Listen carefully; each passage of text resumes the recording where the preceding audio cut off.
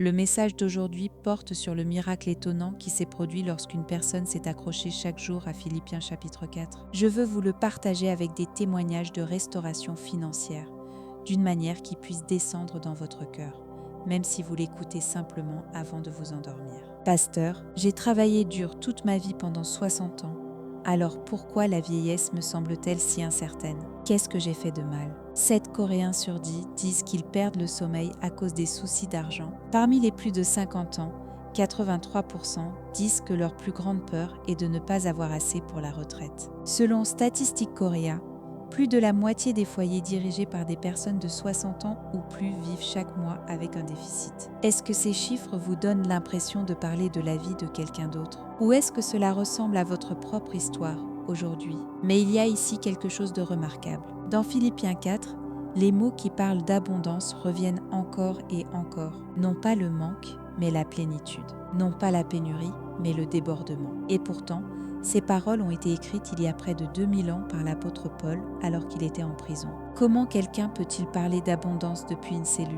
À Ansan, il y avait une diaconesse de 67 ans qui s'appelait Kim Soon-dok. Quand son mari s'est soudainement effondré, les frais d'hôpital à eux seuls sont montés à 40 millions de won. L'argent qu'ils avaient économisé pendant toute une vie a disparu en un instant. Elle avait honte de demander de l'aide à ses enfants et elle ne voyait aucune autre issue. Nuit après nuit, elle regardait le plafond en retenant ses larmes. Mais après s'être accrochée à Philippiens 4 pendant 6 mois, quelque chose de difficile à croire a commencé à se produire. L'indemnisation de l'assurance de son mari a été 3 fois plus élevée que ce qu'elle avait imaginé. Elle a aussi reçu une aide de l'État qu'elle avait complètement oubliée. Et plus étonnant encore, de l'argent qu'elle avait prêté à quelqu'un 20 ans plus tôt lui est revenu soudainement. Appelleriez-vous cela une coïncidence? Moi, non. Si quelqu'un qui regarde cette vidéo perd le sommeil à cause de difficultés financières, laissez cette confession dans les commentaires. Moi aussi, je serai restaurée. Cette confession peut devenir une semence de foi qui prendra racine dans votre vie. Aujourd'hui,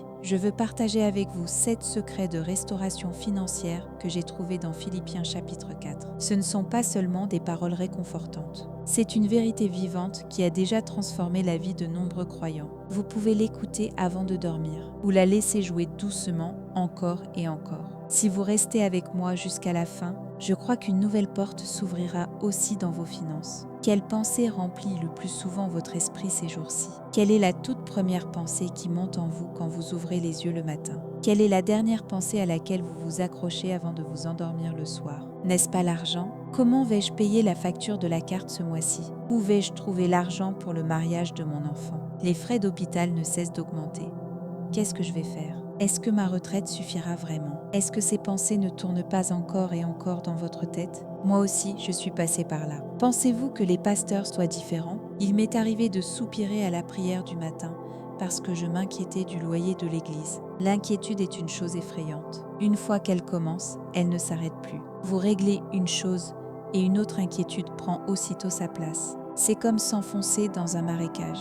Plus vous vous débattez, plus vous descendez. Mais l'Écriture parle très clairement de l'inquiétude. Philippiens 4:6 dit « Ne vous inquiétez de rien, mais en toute chose, par la prière et la supplication, avec des actions de grâce, faites connaître vos besoins à Dieu. » Il a dit « Ne vous inquiétez de rien ». Il n'a pas dit qu'il était permis de s'inquiéter un peu pour l'argent. Il n'a pas dit que certaines inquiétudes de santé étaient compréhensibles. Il a dit de rien du tout, pas même d'une seule chose. Quand on comprend dans quel contexte ce verset a été écrit, cela devient encore plus frappant. Paul a écrit cette lettre alors qu'il était emprisonné à Rome. Il avait les mains enchaînées. Il ne savait pas ce que le lendemain lui réservait. Et dans cet état, Paul a dit « Ne vous inquiétez pas ». Est-ce seulement de la pensée positive? Non. Paul connaissait un secret. Il connaissait le secret qui consiste à transformer l'inquiétude en prière. Si vous gardez votre inquiétude en vous quand elle arrive, elle ne fait que grandir. Mais lorsque vous apportez cette inquiétude devant Dieu, lorsque vous la transformez en prière,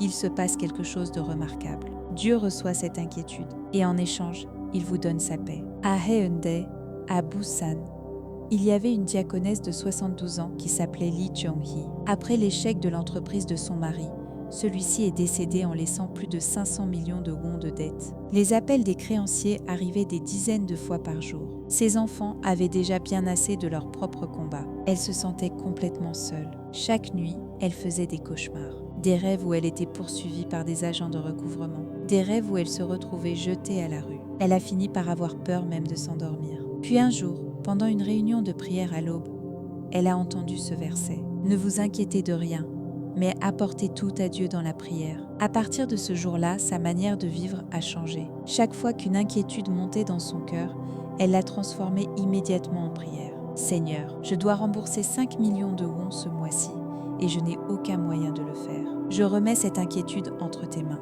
Je crois que tu ouvriras un chemin pour moi. » Au début, elle ne ressentait rien. Même après avoir prié, sa situation semblait exactement la même. Mais elle n'a pas abandonné. 1 semaine, 2 semaines, 1 mois, puis quelque chose a commencé à changer.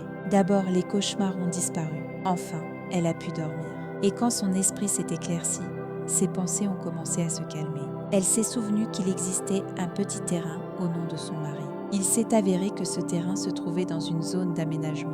Elle a reçu une indemnisation et a pu rembourser une grande partie de la dette. Le reste a été réorganisé en paiement échelonné après négociation avec les créanciers. Aujourd'hui, elle a remboursé ses dettes et tient une petite boutique. Elle donne sa dîme chaque mois et elle vit dans la reconnaissance. S'il y a quelqu'un qui m'écoute en ce moment et qui n'arrive pas à dormir à cause de l'inquiétude, écrivez ceci dans les commentaires. Je transforme mes inquiétudes en prière. Que Dieu entende cette confession et qu'il remplisse votre nuit de sa paix. Prions. Père bien-aimé, merci de nous avoir donné cette parole aujourd'hui. Je dépose devant toi toutes mes inquiétudes d'argent, mes inquiétudes de santé, mes inquiétudes pour l'avenir, je te les apporte toutes. Tu m'as dit de ne m'inquiéter de rien, alors je choisis d'obéir. Alors que je transforme ces inquiétudes en prière et que je te les apporte, garde mon cœur par ta paix. Je prie au nom de Jésus. Amen. Voilà le premier secret. Ne gardez pas l'inquiétude pour vous.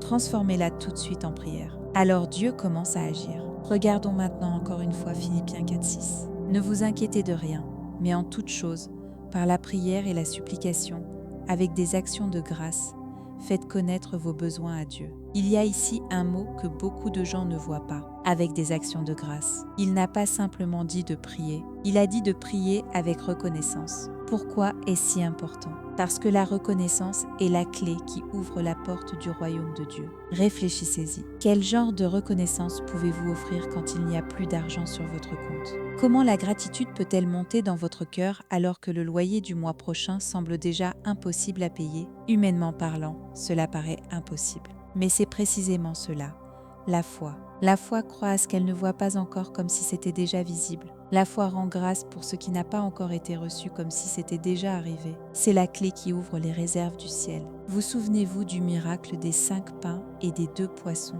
Plus de 5000 personnes avaient faim et étaient au bord de l'épuisement. Ils n'avaient que 5 pains d'orge et 2 poissons. Les disciples étaient désespérés. Comment cela pourrait-il nourrir autant de monde ? Mais qu'a fait Jésus ? Il a élevé cette petite offrande et il a rendu grâce. Il ne s'est pas plaint de ce qui manquait. Il a rendu grâce pour ce qu'il y avait. Et alors le miracle s'est produit. 5000 personnes ont mangé et il est resté 12 paniers. La reconnaissance a ouvert la porte au miracle. À Nowon, à Séoul, il y avait une diaconesse de 63 ans qui s'appelait Park Young-ja. Après que son mari a brusquement perdu son emploi, les finances de la famille se sont effondrées. Ses 2 fils étaient encore à l'université et les prêts étudiants s'accumulaient. Elle aussi a cherché du travail, mais on la repoussait sans cesse à cause de son âge. Elle arrivait à peine à prier. Elle ressentait même de l'amertume envers Dieu.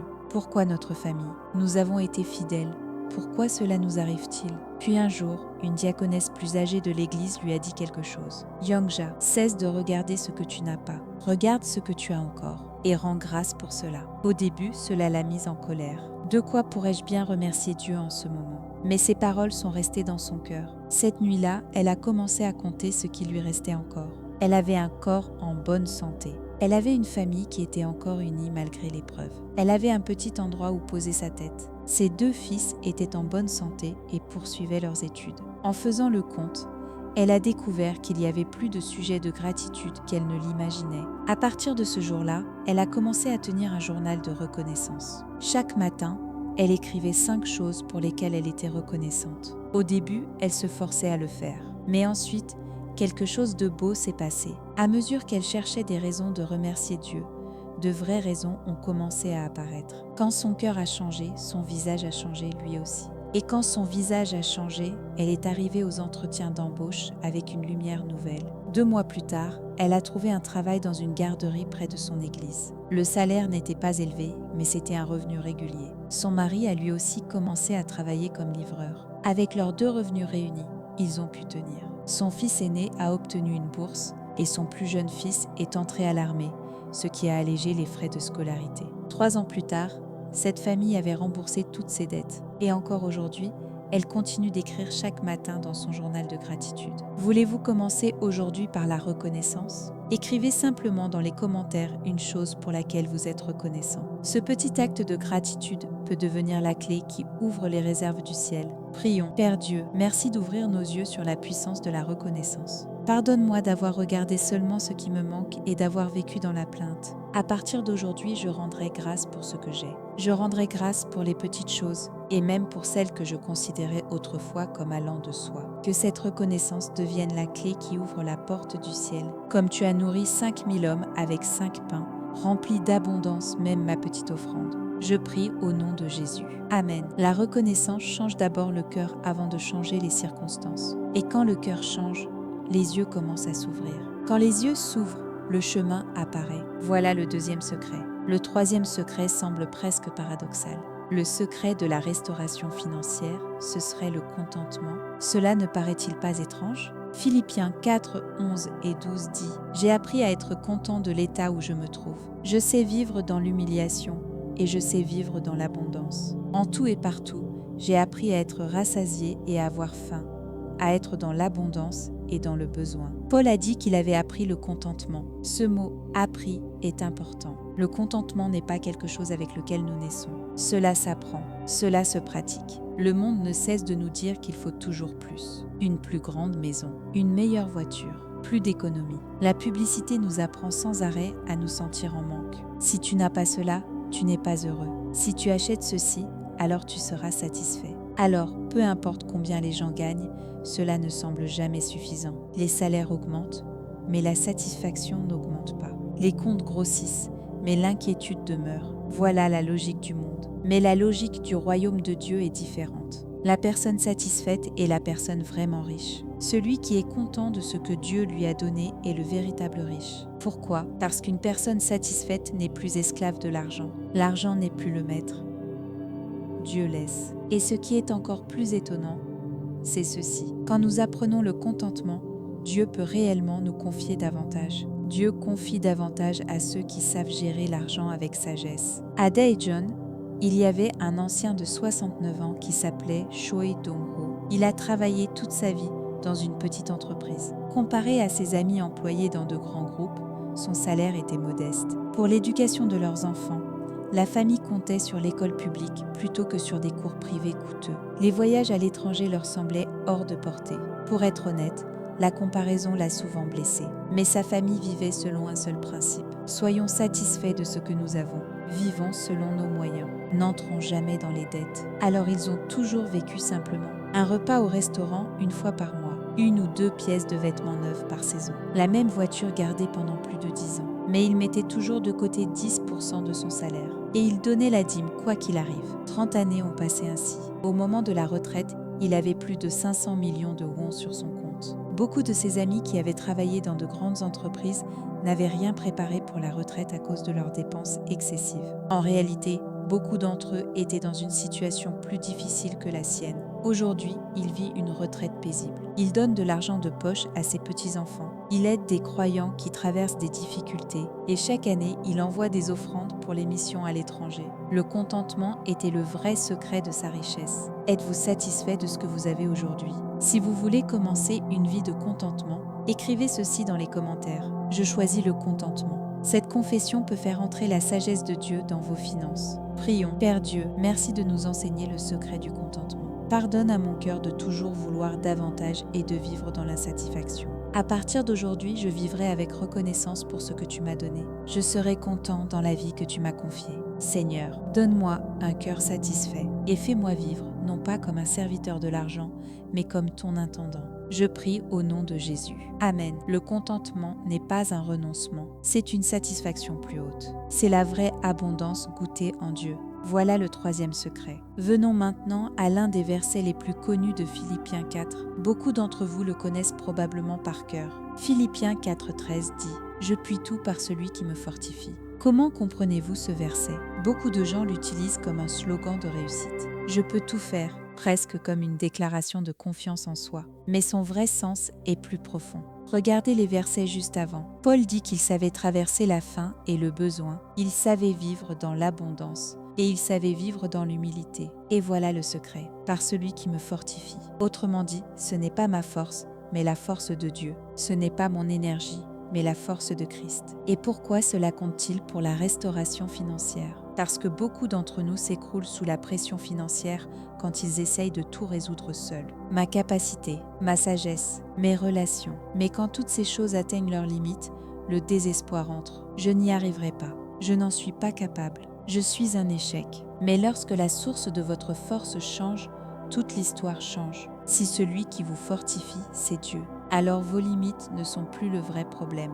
Dieu n'a pas de limites. Même quand vous ne voyez aucun chemin, Dieu en voit un. Même quand quelque chose vous paraît impossible, cela lui est possible. À Gwangju, il y avait une diaconesse de 58 ans qui s'appelait Jung Mi-suk. Elle tenait une petite échoppe de snacks. Quand le Covid-19 a éclaté, ses clients ont presque disparu du jour au lendemain. Pendant 3 mois, ses ventes ont été presque nulles. Le loyer s'est accumulé et les intérêts des prêts continuaient de tomber. Elle a commencé à se demander si elle devrait fermer la boutique. Cela faisait plus de 20 ans qu'elle tenait cet endroit et elle avait l'impression que tout pouvait s'y terminer. Un matin de bonne heure, elle s'est mise à genoux et a crié « Mon Dieu, je n'ai plus de force. Je ne vois aucune issue. Je ne peux plus rien faire. » Alors ce verset est monté dans son cœur. « Je puis tout par celui qui me fortifie. » Elle s'est accrochée à cette parole. Oui, je n'ai plus de force en moi-même, mais la force de Dieu est encore là. Il ne s'agit pas de ce que moi je peux faire.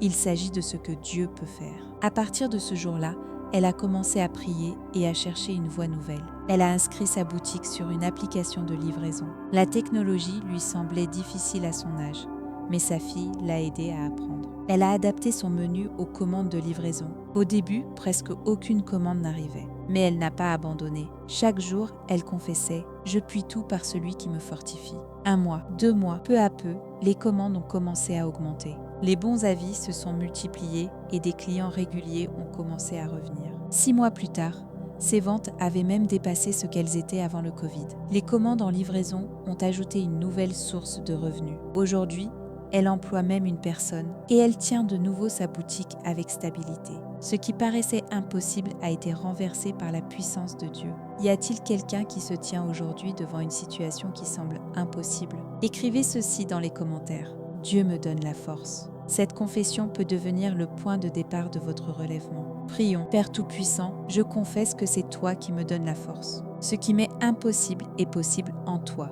Je reconnais ma faiblesse. Alors remplis-moi de ta force. Ouvre ce qui est fermé et transforme l'impossible en chemin praticable. À partir d'aujourd'hui, je ne compterai plus sur ma propre force, mais sur la tienne. Je prie au nom de Jésus. Amen. Là où vos limites s'arrêtent, la puissance de Dieu commence. Alors n'abandonnez pas. Voilà le 4e secret. Le 5e secret est l'une des promesses les plus fortes de Philippiens 4. Philippiens 4,19 dit « Et mon Dieu pourvoira à tous vos besoins selon sa richesse, avec gloire en Jésus-Christ. » Relisez cela lentement encore une fois. Mon Dieu, en Jésus-Christ, selon sa richesse glorieuse, pourvoira à tous vos besoins. Chaque mot est plein de vie. Il dit, mon Dieu, non pas un Dieu lointain, mais le Dieu qui est en relation personnelle avec nous. Il dit, avec gloire, non pas à contre-cœur, mais glorieusement, avec joie et abondamment. Il dit, selon sa richesse. À quel point l'abondance de Dieu est-elle grande? C'est lui qui a créé l'univers entier et qui pourtant ne manque de rien. Le soleil,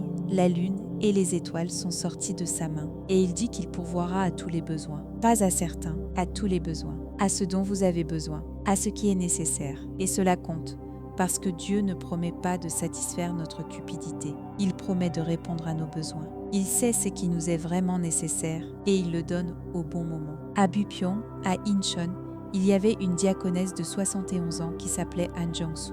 Son mari a été diagnostiqué avec une démence. Les frais de son hospitalisation en établissement dépassaient 3 millions de won par mois. Même en utilisant toutes leurs pensions et leurs économies, cela ne semblait tenir que 2 ans. Ses enfants aussi luttaient déjà dans leur propre vie. Elle se sentait prise au piège. Mon Dieu, qu'est-ce que je suis censée faire? Il n'y a pas d'argent. Alors son pasteur lui a partagé cette promesse. Mon Dieu pourvoira à tous vos besoins. Elle s'est accrochée à cette parole. Chaque matin à l'aube, elle lisait ce verset et priait. Mon Dieu, je crois que tu pourvoiras à tous mes besoins. Je me tiens sur cette promesse. À mesure qu'elle a continué de prier, la paix a commencé à se déposer doucement dans son cœur. Son inquiétude a commencé à faiblir. Et quand la paix est venue, ses pensées sont devenues plus claires. Elle s'est rendue à la mairie et a reçu un entretien d'aide sociale. Elle a découvert qu'il existait plusieurs programmes auxquels elle avait droit. Dès que son mari a été accepté dans le dispositif de prise en charge longue durée, le poids des frais d'hôpital a été presque réduit de moitié.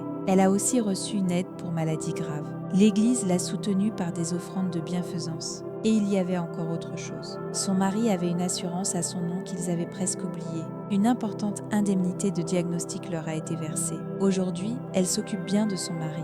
Et elle a retrouvé aussi une stabilité financière. Dieu a vraiment pourvu à tous ses besoins. S'il y a quelqu'un qui attend avec foi la provision abondante de Dieu, écrivez ceci dans les commentaires. Je crois qu'il pourvoira. Que la promesse de Dieu repose sur cette confession de foi. Prions. Père Dieu d'abondance, merci pour la promesse selon laquelle tu pourvoiras à tous nos besoins. Seigneur, tu sais de quoi j'ai besoin et c'est toi qui prends soin de moi. Même s'il y a aujourd'hui des choses qui me manquent, je crois que tu pourvoiras. Je crois que tu répondras à mes besoins selon ta richesse glorieuse. Je dépose mes inquiétudes et j'attends ta provision.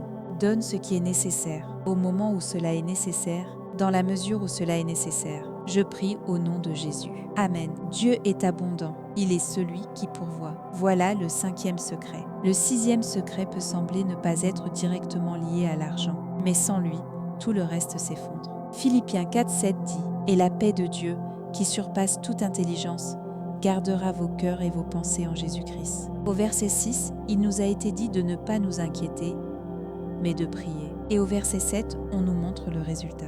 La paix de Dieu garde le cœur et les pensées. Cette paix n'est pas seulement une sensation de calme, c'est une paix qui dépasse l'intelligence. Une paix qu'aucune logique humaine ne peut expliquer complètement. La paix alors même que les circonstances restent difficiles. La paix alors même que le problème n'est pas encore résolu. Voilà la paix que Dieu donne. Pourquoi cela compte-t-il pour la restauration financière? Parce que lorsque les soucis d'argent détruisent votre cœur, tout le reste commence à se dérégler. L'anxiété brouille le jugement. L'agitation nous pousse à prendre des décisions précipitées. La peur nous rend vulnérables à la tromperie.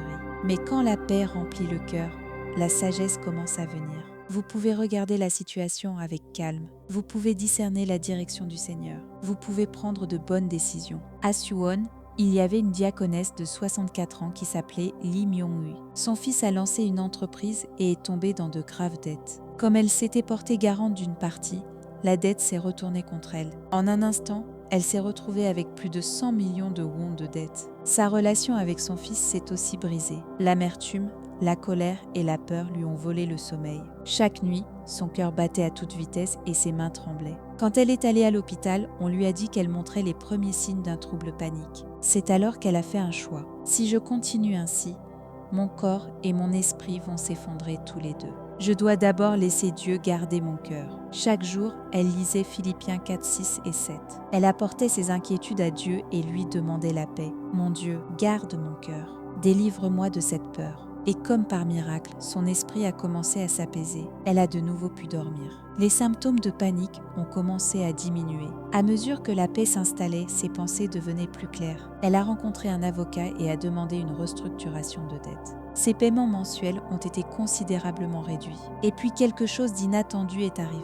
Son fils l'a contacté le premier. « Maman, je suis désolée, je vais rembourser. » Il s'est relevé et a commencé à rembourser petit à petit. Aujourd'hui, la plus grande partie de la dette a été réglée. Mais ce qu'elle dit remercier le plus, c'est la paix. Elle a dit « J'ai appris que la paix du cœur vaut plus que l'argent. » Et quand la paix est venue, le problème d'argent a commencé lui aussi à se dénouer. Y a-t-il quelqu'un qui a besoin de paix dans son cœur aujourd'hui? Écrivez ceci dans les commentaires. Je déclare la paix, que la paix de Dieu entoure votre cœur même maintenant. Prions. Jésus, Prince de la paix, je te demande ta paix. Garde mon cœur par la paix de Dieu qui surpasse toute intelligence. Quand la peur se précipite sur moi, quand l'angoisse m'écrase, garde-moi dans ta paix. Tiens mon cœur et mon esprit pour qu'ils ne vacillent pas. Et sur ce fondement de paix, donne-moi la sagesse de prendre de bonnes décisions. Je prie au nom de Jésus. Amen. La paix n'est pas un luxe. Elle est indispensable à la restauration. Quand le cœur est gardé, la vie peut l'être aussi. Voilà le 6e secret. Nous arrivons maintenant au dernier secret. C'est lui qui vient compléter tout le reste. Philippiens 4:4 dit « Réjouissez-vous toujours dans le Seigneur », je le répète. Réjouissez-vous. Paul ne l'a pas dit une seule fois, il l'a dit 2 fois. Et il a dit toujours. Il a écrit cela alors qu'il était enchaîné en prison. Comment est-ce possible ? Parce que la joie ne vient pas des circonstances. La joie vient du Seigneur. La joie du monde dépend du fait que tout aille bien. Il faut de l'argent, il faut la santé, il faut la réussite. Et à cause de cela, la joie du monde peut disparaître à tout moment. Mais la joie dans le Seigneur est différente. Elle peut être connue quelles que soient les circonstances. Même dans la détresse, même dans l'épreuve, vous pouvez quand même vous réjouir. Parce que la source de cette joie n'est pas votre situation, mais Dieu lui-même. Et quel rapport cela a-t-il avec la restauration financière ? Proverbe 17:22 dit « Un cœur joyeux est un bon remède, mais un esprit abattu dessèche les eaux. » La joie est un remède. La joie est une énergie. La joie est une source de créativité. Quand vous travaillez avec un cœur joyeux, le résultat change. Quand vous rencontrez les autres avec un cœur joyeux, les relations s'améliorent. Quand vous avancez avec un cœur joyeux,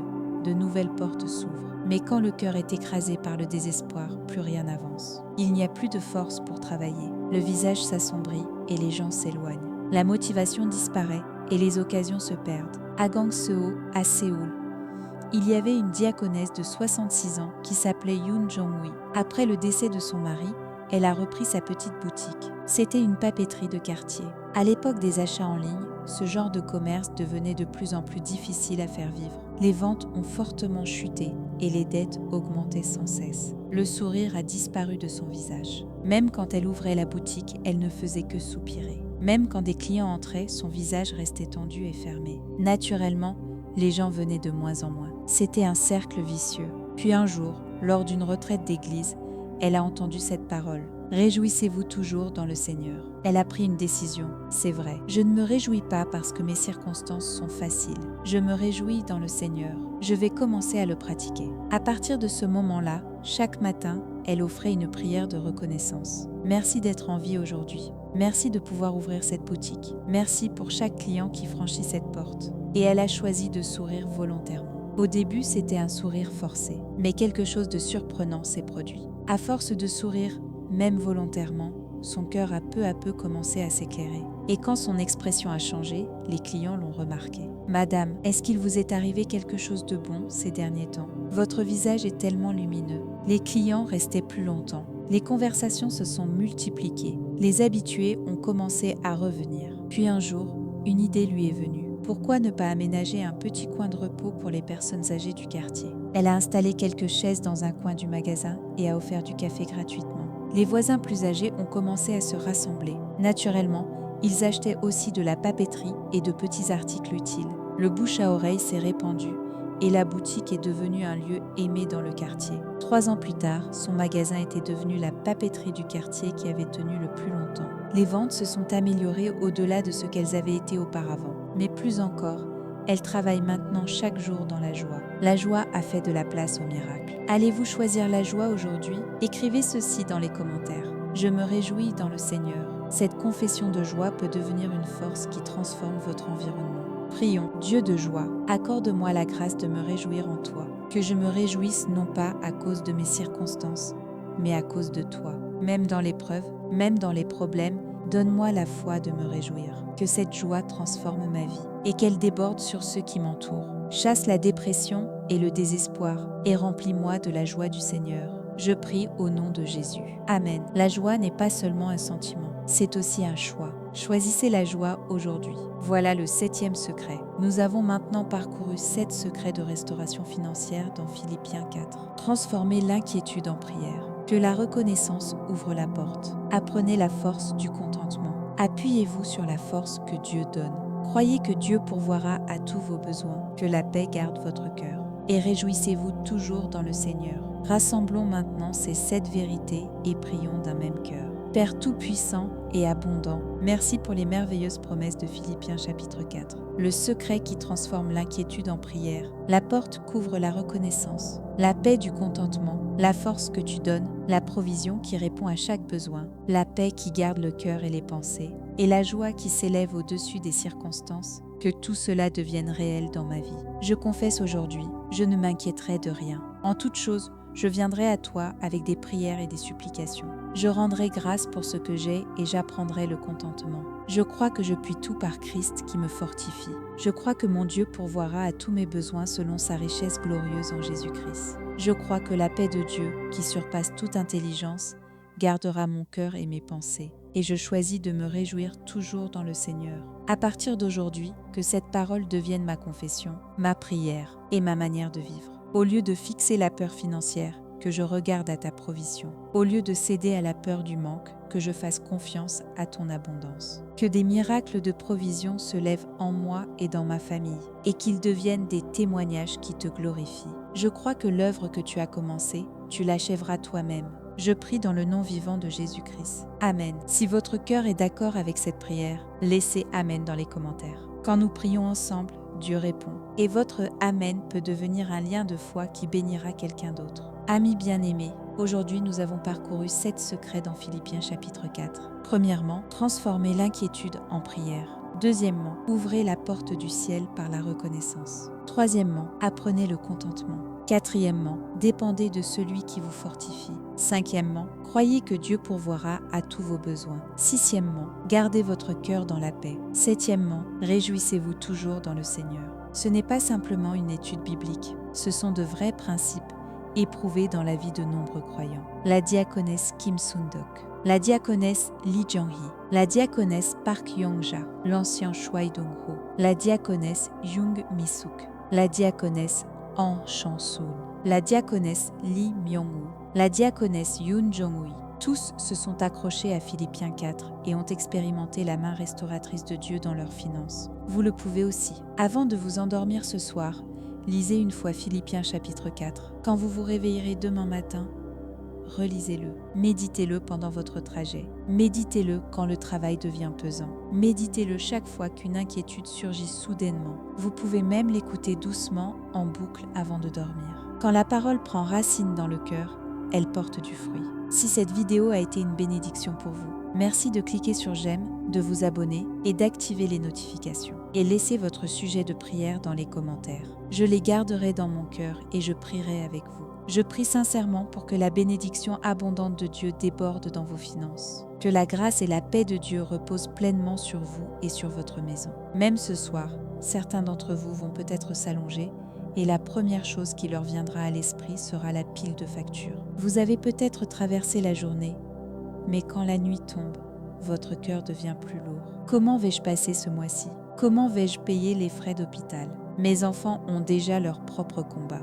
À qui puis-je même en parler? Il y a des nuits où les inquiétudes qu'on n'a jamais dites viennent mouiller l'oreiller. Et dans des nuits comme celle-là, le Seigneur nous appelle à Matthieu chapitre 6. Ne vous inquiétez donc pas. Ce n'est pas une consolation venant de quelqu'un qui ne comprend pas la réalité. C'est la parole du Créateur qui a fait les fleurs des champs et les oiseaux du ciel. C'est la parole du Seigneur qui sait mieux que quiconque à quel point nos besoins sont réels. Ce soir, je veux que nous nous accrochions à cette parole et que nous remettions notre cœur entre les mains de Dieu avant de dormir. Je ne suis pas ici pour vous expliquer comment une richesse soudaine apparaît. Je ne suis pas ici pour partager une formule de réussite selon le monde. Je veux que nous marchions ensemble sur le chemin de l'Évangile qui relève nos yeux vers notre Père céleste. Matthieu 6 ne traite pas les difficultés financières comme une petite chose. Il ne nie pas que la nourriture, la boisson et le vêtement comptent. Il nous apprend simplement à tenir ces choses autrement. Non pas comme des orphelins, mais comme des enfants qui ont un père. Non pas avec une nuit de panique, mais avec une nuit de prière.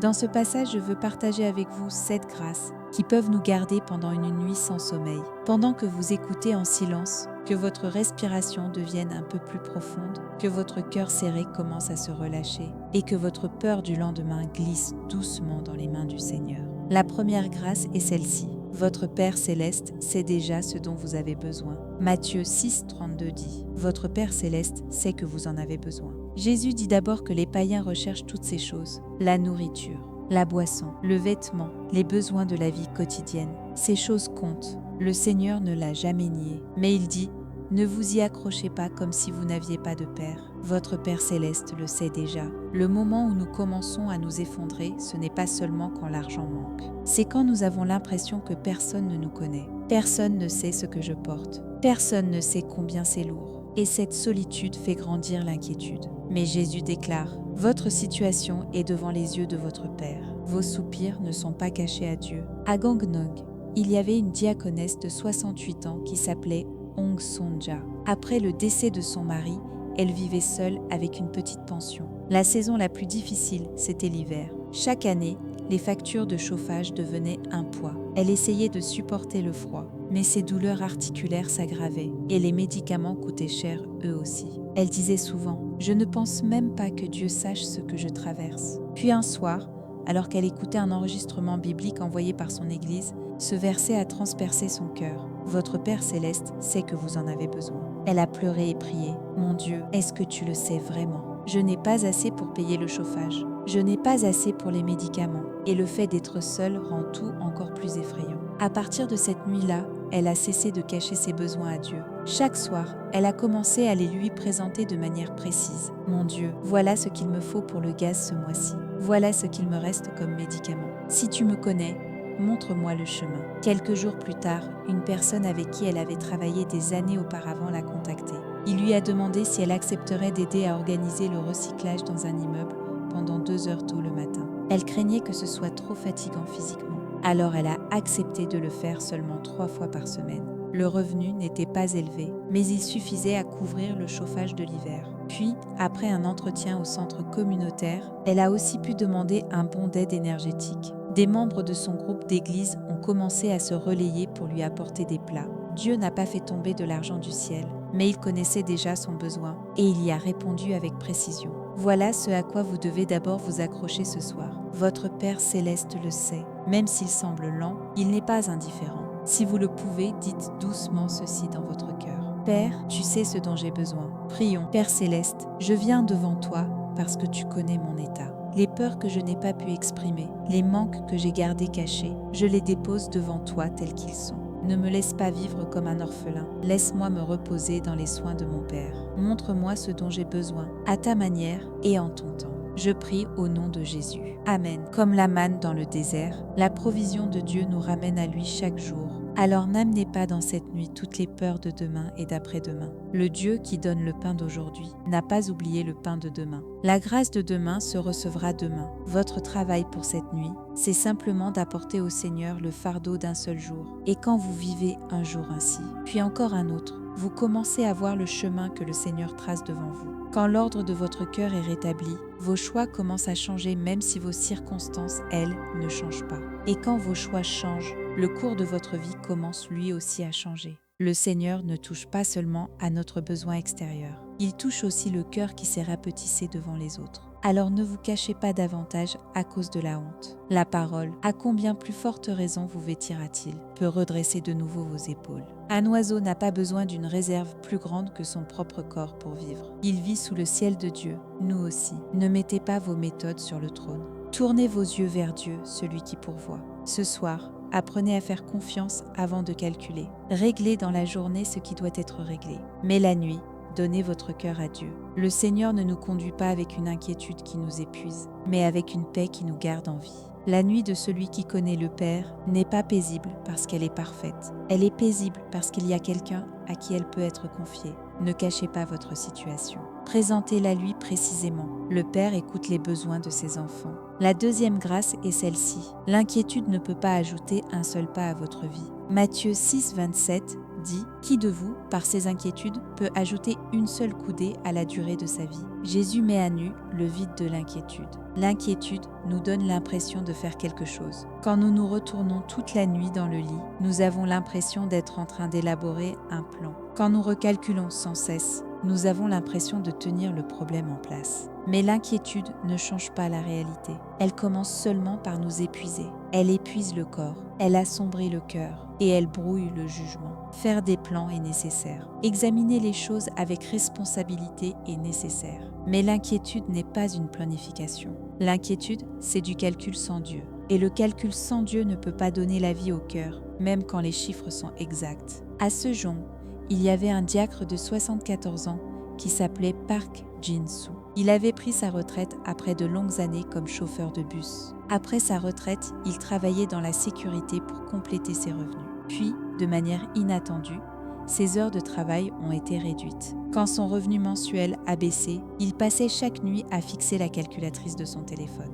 Les assurances, les charges, les factures de téléphone, les paiements de cartes. Plus il les énumérait, plus sa poitrine se serrait. Il disait « Si je ne m'inquiète pas comme cela, je vais m'écrouler ». Puis un matin très tôt, ce verset a frappé son cœur. Qui de vous, par ses inquiétudes, peut ajouter une seule heure à sa vie? Pour la première fois, il a posé la calculatrice et il a prié. « Seigneur, je me suis beaucoup inquiété, mais je ne t'ai pas vraiment remis tout cela. Mets d'abord de l'ordre dans mon cœur. » À partir du lendemain, il a changé sa manière de vivre les nuits. Il a décidé de ne plus faire de calcul la nuit, mais de revoir les choses seulement pendant la journée. Ensuite, avec un esprit plus calme, il a regardé de nouveau chaque poste de dépense. Dans ce processus, il a découvert 2 anciennes assurances qui faisaient doublon et les a résiliées. Et il a aussi arrêté plusieurs services payants qu'il n'utilisait plus. Les petites fuites de son budget étaient plus importantes qu'il ne l'avait imaginé. Il a parlé honnêtement avec sa famille et a réorganisé le fonctionnement du foyer.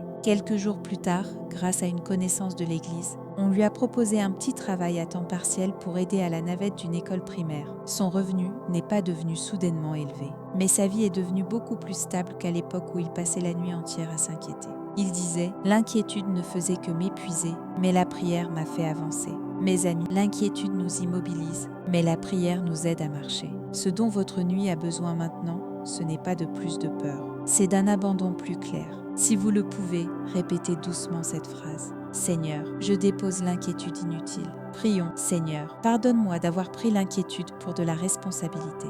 Desserre la main qui essayait de contrôler la vie par l'angoisse et fais-en une main qui s'accroche à toi dans la prière. Mets de l'ordre dans mes pensées. Aide-moi à faire les plans que je dois faire, mais ne me laisse pas être lié par une peur inutile. Je prie au nom de Jésus. Amen. La 3e grâce est celle-ci. Le Dieu qui nourrit les oiseaux tient aussi vos moyens de subsistance dans sa main. Matthieu 6,26 dit « Regardez les oiseaux du ciel, ils ne sèment ni ne moissonnent, et ils n'amassent rien dans des greniers. Et votre Père céleste les nourrit. Ne valez-vous pas beaucoup plus qu'eux ?» Ce verset ne nous dit pas de vivre dans la paresse. Les oiseaux ne restent pas immobiles. Ils volent, ils cherchent, ils gardent leur nid, ils portent la nourriture dans leur bec.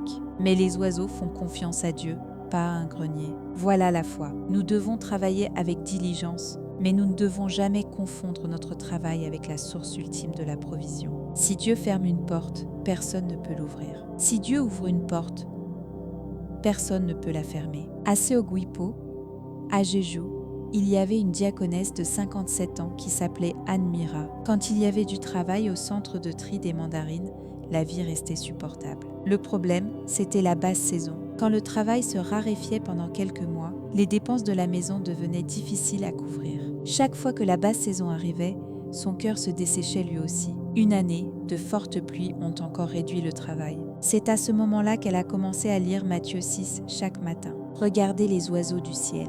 Ne valez-vous pas beaucoup plus qu'eux? Au début, ces paroles lui semblaient lointaines. Si j'ai de la valeur, pourquoi la vie est-elle si dure? Mais à mesure qu'elle s'est accrochée à cette écriture, sa manière de voir a lentement changé. Ses yeux ont cessé de regarder seulement le fait que le travail s'était arrêté et ont commencé à voir les chemins que Dieu pouvait encore ouvrir. Elle a commencé à écrire toutes les sortes de travaux qu'elle pouvait faire pendant la basse saison. Le ménage, la préparation alimentaire, la fabrication de sirop de mandarine, l'aide aux personnes dépendantes, tout ce qu'elle pouvait faire avec ses mains. C'est justement à ce moment-là qu'un croyant de son église, qui tenait une petite maison d'hôte, lui a demandé si elle pouvait venir faire le ménage 2 fois par semaine. Une autre diaconesse a goûté le sirop de mandarine qu'elle avait préparé et a proposé de le vendre pour elle en ligne. Petit à petit, les commandes ont commencé à arriver. Le revenu n'était pas élevé, mais la vie a pu continuer. Elle disait « Le Dieu qui nourrit les oiseaux ne m'a pas laissé assise sans rien faire. » Dieu n'ouvre pas toujours une seule grande porte. Parfois, il relie discrètement plusieurs petites portes et s'en sert pour donner le pain du jour. Et cela peut être vrai aussi pour vos moyens de subsistance. Ce n'est pas parce que la grande route est bloquée que la main de Dieu s'est arrêtée. Il y a peut-être une petite porte que vous ne voyez pas encore. Avec un cœur tourné vers le ciel, répétez cette phrase. Seigneur, tu es le Seigneur de mes moyens de subsistance. Prions, Dieu qui nourrit les oiseaux, aide-moi à ne pas m'attacher aux moyens, mais à regarder à toi, mon pourvoyeur. Utilise les mains, le temps et la santé que tu m'as donnés. Ouvre même un petit chemin pour que le besoin d'aujourd'hui soit couvert. Ne laisse pas l'inquiétude aveugler mes yeux.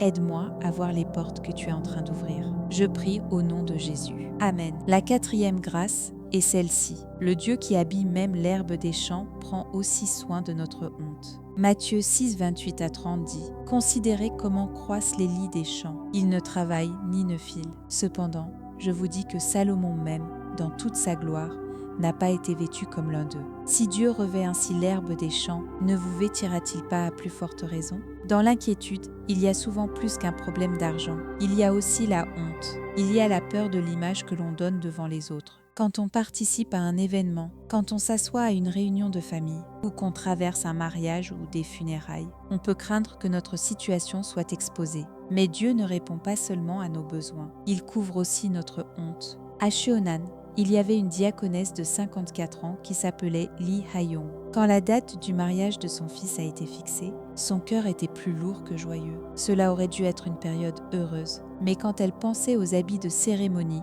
au hanbok et à tout ce qu'il fallait pour les parents du marié, l'obscurité remplissait son esprit. Elle ne voulait pas que son fils le remarque. Elle se sentait aussi désolée envers sa future belle-fille. Alors elle pleurait seule, en secret. Mon Dieu, pourquoi dois-je me sentir si petite même dans un jour pareil ? Puis le verset qu'elle méditait a arrêté son cœur. Ne vous vêtira-t-il pas à plus forte raison ? Elle a ouvert son cœur et a remis sa honte à Dieu. Quelques jours plus tard, une diaconesse plus âgée de l'église l'a appelée la première. Elle lui a demandé comment se passaient les préparatifs du mariage et lui a dit de parler si elle avait besoin d'aide. Après avoir hésité, elle a mentionné le hanbok. La diaconesse lui a immédiatement proposé un bel ensemble simple et élégant. Une autre croyante tenait un salon de beauté et a proposé de lui faire les cheveux et le maquillage le jour du mariage. Durant cette même période, on lui a aussi proposé un petit travail de retouche de vêtements qu'elle pouvait faire depuis chez elle et pendant quelques semaines, elle a gagné un revenu supplémentaire. Le jour du mariage,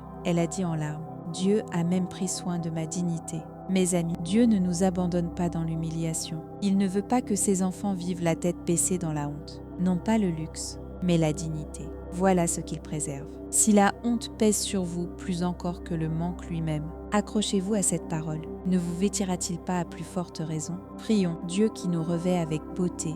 Ne laisse pas mon cœur devenir misérable au milieu du manque financier. Fais-moi miséricorde quand je me sens petit devant les autres et permets-moi de me tenir de nouveau comme un enfant honoré en toi. Fais plus que pourvoir à ce qui est nécessaire. Couvre aussi ma honte et ma peur. Je prie au nom de Jésus. Amen. La cinquième grâce est celle-ci. Quand nous cherchons d'abord son royaume et sa justice, l'ordre de la vie est remis à sa place. Matthieu 6,33 dit « Cherchez premièrement le royaume et la justice de Dieu, et toutes ces choses vous seront données par-dessus. » Ce n'est pas une transaction, ce n'est pas un calcul qui dit « Si je donne ceci à Dieu, alors il doit me donner cela. » C'est une parole sur l'ordre. C'est un appel à remettre en place ce qui est sorti de son ordre. Souvent, les difficultés d'argent ne sont pas seulement un problème d'argent. Elles montrent que le centre de la vie a été ébranlé. Quand les calculs passent avant l'adoration, quand le revenu urgent passe avant l'honnêteté, quand la peur visible passe avant Dieu, la vie devient plus enchevêtrée.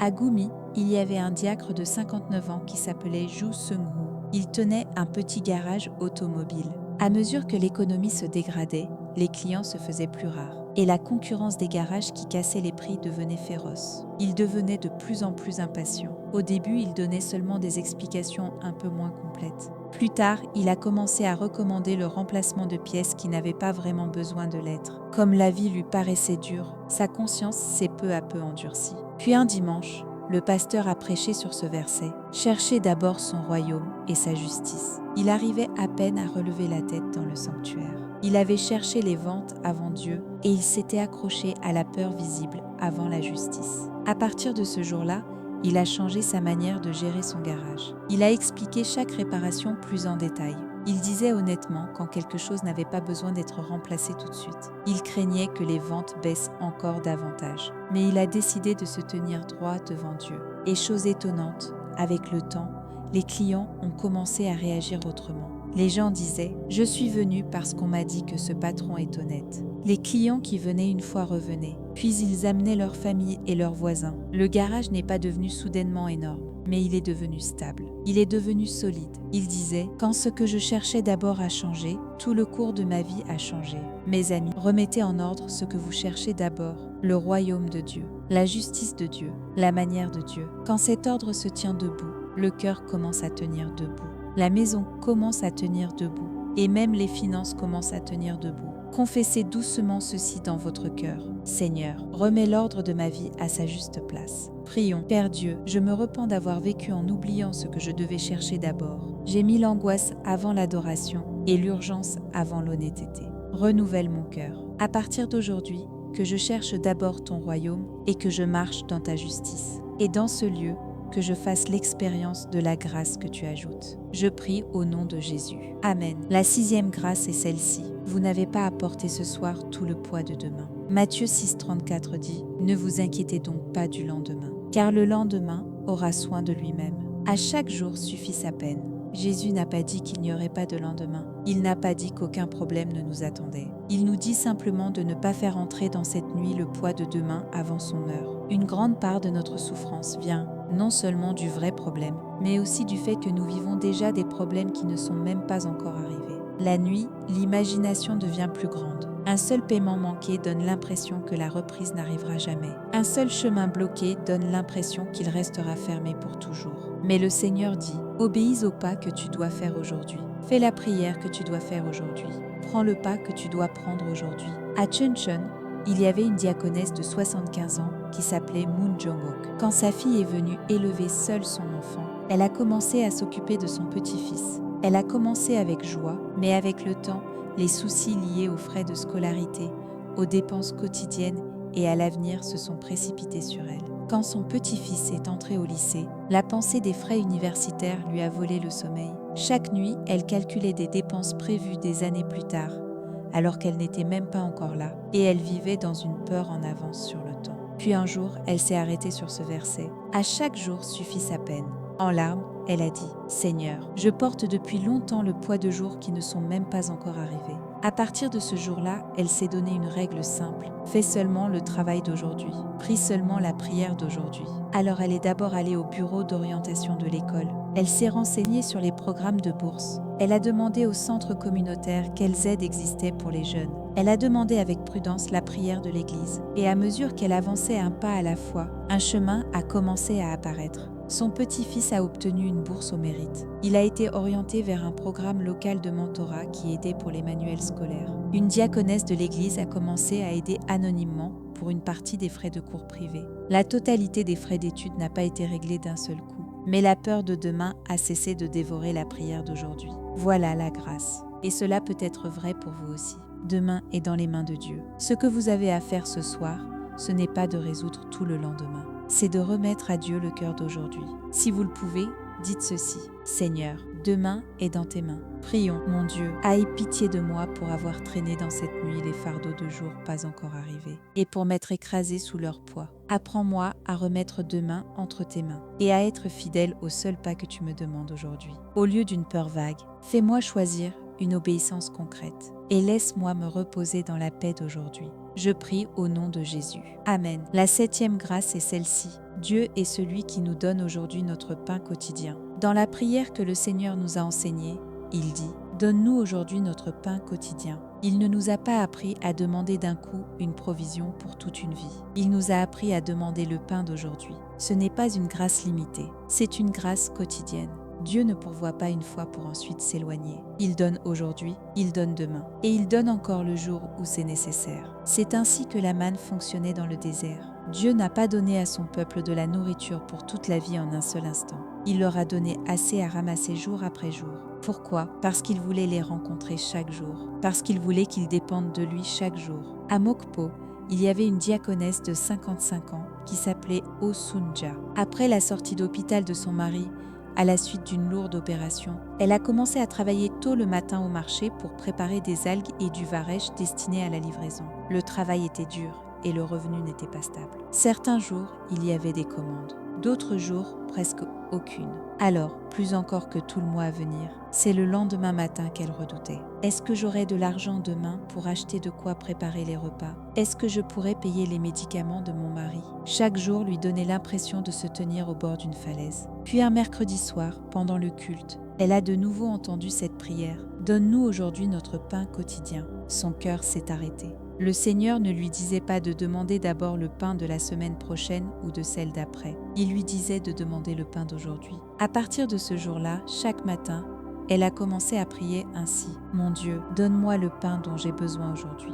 Donne-moi la force dont j'ai besoin aujourd'hui. Mets sur mon chemin le client dont j'ai besoin aujourd'hui. » Et de manière étonnante, elle a commencé à voir la direction du Seigneur un jour après l'autre, au moment même où les commandes semblaient avoir disparu. Un restaurant qui ne l'avait pas appelée depuis longtemps l'a recontactée. Une amie du marché l'a présentée à un autre endroit qui accepterait de lui acheter régulièrement de petites quantités. Un jour, elle n'avait pas assez d'argent pour payer la marchandise et, de façon inattendue, sa fille lui a envoyé un peu d'argent. Un autre jour, à la pharmacie, elle a appris qu'une partie de l'ordonnance de son mari pouvait être couverte par une aide sociale. Elle disait « Tout n'a pas été résolu d'un seul coup, mais Dieu ne m'a pas laissé tomber, pas même un seul jour. C'est cela qui m'a gardée en vie. Il peut en être de même pour vous. Vous n'avez pas besoin ce soir de la réponse pour toute une vie. Si vous avez la grâce d'aujourd'hui, le pain d'aujourd'hui, la force d'aujourd'hui, alors vous pouvez traverser aujourd'hui. Et Dieu est précisément celui qui prend en charge aujourd'hui.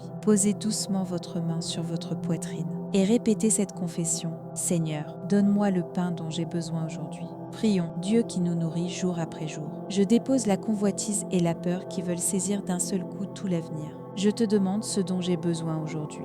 Donne-moi la force pour aujourd'hui. Donne-moi la sagesse pour aujourd'hui. Et permets-moi de rencontrer l'aide dont j'ai besoin aujourd'hui. Seigneur, tu n'as pas laissé ton peuple mourir de faim, même dans le désert. Je t'en prie, ne passe pas à côté de moi cette nuit. Je prie au nom de Jésus. Amen. Amis bien-aimés, Matthieu 6 n'a pas été donné à des gens qui ne connaissent rien de l'inquiétude. Il a été donné à ceux dont le sommeil est brisé par la lutte pour vivre. Le Seigneur nous a montré ce soir cette grâce. Votre Père céleste sait déjà ce dont vous avez besoin. L'inquiétude ne peut pas ajouter un seul pas à votre vie. Le Dieu qui nourrit les oiseaux tient vos moyens de subsistance. Le Dieu qui habille l'herbe couvre aussi votre honte. Quand vous cherchez d'abord son royaume et sa justice, l'ordre de la vie est rétabli. Vous n'avez pas besoin de porter ce soir le poids de demain. Et Dieu donne aujourd'hui le pain quotidien. Rassemblons maintenant dans nos cœurs ces 7 grâces et prions ensemble. Père Dieu plein de miséricorde, aie compassion de moi quand je tremble si facilement devant les difficultés financières. Ne me laisse pas vivre comme quelqu'un qui n'a pas de père. Laisse-moi vivre comme un enfant qui fait confiance aux soins du ciel. Aide-moi à déposer l'inquiétude inutile et à fixer mes yeux sur le Seigneur qui nourrit les oiseaux et habille les fleurs. Remets l'ordre de ma vie à sa juste place. Apprends-moi à chercher d'abord ton royaume et ta justice. Ne laisse pas le poids de jours pas encore venu détruire aujourd'hui. Apprends-moi à demander le pain dont j'ai besoin aujourd'hui et à traverser cette journée dans l'humilité. Seigneur, tu sais exactement ce dont ma maison a besoin, alors pourvois à ta manière. Garde mon cœur, apaise mon souffle et permets-moi de dormir dans la paix cette nuit. Quand le matin viendra, laisse-moi revoir ta fidélité. Je prie au nom de Jésus. Amen. Matthieu 6 ne dit pas que l'inquiétude est simplement un échec honteux. Il nous dit de ne pas laisser l'inquiétude s'asseoir sur le trône. Il nous dit de ne pas ignorer nos besoins, mais de les apporter au Dieu qui les connaît. Et cette différence, c'est la différence de la foi. La nuit où je m'accroche avec mes propres forces devient sèche, mais la nuit que je remets au Seigneur se passe autrement, même au milieu des mêmes circonstances. Si ce soir votre esprit est si embrouillé qu'une longue prière vous semble difficile, vous pouvez simplement répéter une seule phrase. Père, tu sais ce dont j'ai besoin. Seigneur, je dépose l'inquiétude inutile. Seigneur, donne-moi aujourd'hui mon pain. Cette courte confession peut suffire à apaiser votre souffle cette nuit. Avant de dormir, souvenez-vous doucement des 7 grâces que nous avons partagées. Le Père sait, l'inquiétude n'allonge pas la vie. Dieu est le Seigneur de vos moyens de subsistance. Il prend aussi soin de votre honte. Ce que vous cherchez d'abord doit être remis à sa place. Vous n'avez pas à porter cette nuit tout le poids de demain, et Dieu donne le pain d'aujourd'hui. Vous pouvez même garder ces 7 phrases près de votre oreiller. Chaque fois que votre cœur commence à trembler pendant la nuit, saisissez-les l'une après l'autre. La parole de Dieu peut garder votre cœur plus longtemps que vous ne l'imaginez. Avant de vous endormir ce soir, relisez doucement Matthieu chapitre 6. Lisez-le verset après verset. Et si une seule ligne touche votre cœur, vous pouvez vous arrêter là. Il suffit de s'endormir en tenant un seul verset. S'il y a un verset qui demeure avec vous, laissez cette seule phrase dans les commentaires. Votre confession peut devenir un réconfort qui aidera une autre personne à traverser la nuit. Et si quelqu'un vous vient à l'esprit et a besoin de cette parole, vous pouvez aussi la lui partager discrètement. Voici un petit acte d'obéissance que vous pouvez pratiquer ce soir. Avant de dormir, écrivez une inquiétude et à côté, écrivez un verset. Par exemple, écrivez « Je m'inquiète pour les frais d'hôpital » et à côté écrivez « Votre Père Céleste sait que vous en avez besoin » ou écrivez « Je m'inquiète pour les dépenses de la maison » et à côté écrivez « Donne-nous aujourd'hui notre pain quotidien ». Quand vous placez la parole à côté de votre inquiétude n'a plus le droit de régner sur vous. C'est la parole qui commence à prendre cette place. Et quand vous vous réveillerez demain matin, ne saisissez pas d'abord votre téléphone. Relisez encore cette seule ligne de l'Écriture. Celui qui a traversé la peur de la nuit accueille le matin avec une direction différente. Que votre lit, cette nuit, devienne plus qu'un lieu de repos. Qu'il devienne un hôtel où vous remettez votre cœur à votre Père Céleste. Non pas parce que toute inquiétude a disparu, mais parce que celui qui peut la porter est clairement devant vous. Que ce soit une nuit où vous fermez les yeux dans la paix. Et si un verset est resté dans votre cœur pendant que vous écoutiez, répétez-le doucement 3 fois. La parole n'agit pas seulement quand elle est criée à haute voix. Même dite tout bas, elle peut tenir le cœur, apaiser l'esprit et garder la nuit de sommeil. Je prie pour que votre chambre ce soir soit visitée par le regard de votre Père Céleste. Je prie pour que, même pendant votre sommeil, la main du Seigneur garde votre respiration, votre maison et tout ce dont vous avez besoin. Et quand le matin viendra, même si les circonstances ressemblent encore à celles d'hier, je prie pour que Dieu vous fasse ouvrir les yeux avec un cœur différent. Que la paix du Seigneur demeure ce soir près de votre oreiller. Même maintenant, certains d'entre vous ont peut-être déjà éteint la lumière et se sont allongés, mais votre cœur, lui, n'a pas encore fini sa journée. Votre corps est peut-être dans le lit, mais vos pensées circulent encore entre votre compte en banque, le relevé de cartes, les frais d'hôpital et les soucis pour vos enfants. Plus la nuit devient silencieuse, plus l'angoisse se fait entendre. Vous avez peut-être fait semblant d'aller bien devant les autres pendant la journée, mais quand vient la nuit, votre cœur intérieur commence à se fissurer. À des personnes comme nous, le Seigneur donne le psaume 23. « L'Éternel est mon berger, je ne manquerai de rien ». Ce n'est pas un verset destiné seulement aux funérailles. C'est l'une des paroles les plus douces auxquelles nous puissions nous accrocher lors d'une nuit où la vie semble lourde. Un berger n'ignore pas l'état de ses brebis. Il regarde la route devant elle. Il cherche de l'eau. Il les conduit là où il y a de l'herbe. Il les protège du danger. Si elles sont blessées, il les soigne. Si elles restent en arrière, il les attend. Le psaume 23 nous montre ce Dieu-là. Alors ce soir, je veux que nous traversions une nuit difficile de soucis d'argent avec ce psaume dans les mains. Même dans une réalité qui ressemble au manque, méditons sur cette promesse qui nous montre comment le Seigneur, notre berger, nous conduit. La première promesse est celle-ci. Avant la provision, il y a le berger. Le psaume 23:1 dit « L'Éternel est mon berger ». David n'a pas commencé en disant « Je ne manquerai de rien ». Il a d'abord confessé « L'Éternel est mon berger ». Cet ordre est important. Nous ne sommes pas en paix parce que le problème est petit. Nous ne sommes pas en sécurité parce que le compte est rempli.